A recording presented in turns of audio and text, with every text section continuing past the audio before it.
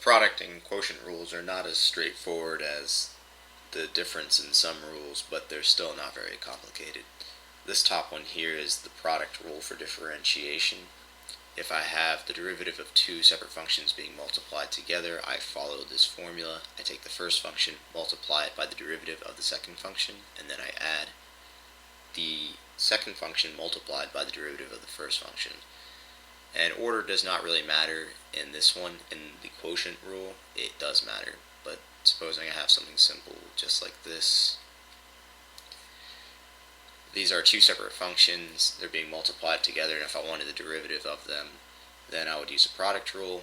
Let's just say f of x was x squared.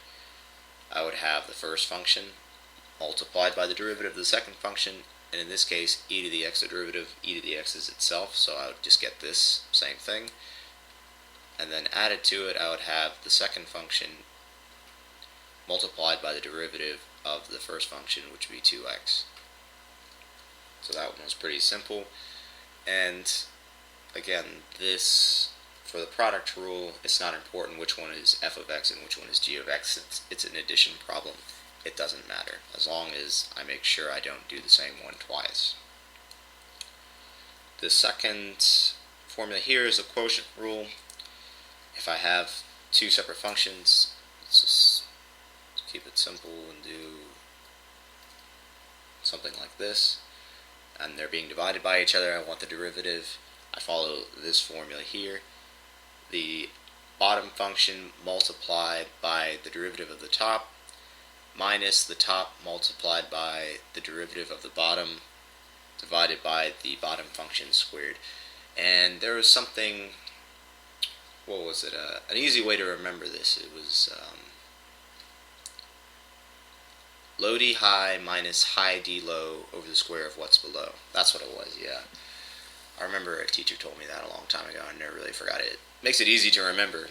So what was it, again, low d high, so low function multiplied by the derivative of the higher one minus high, the high function, d low, derivative of the lower function over the square of what's below. So this is another one, just because I picked really simple functions that will be easy. Low function e to the x, so I don't know what its derivative is, and I'm not going to simplify it as much as possible. I'm just going to show the basics.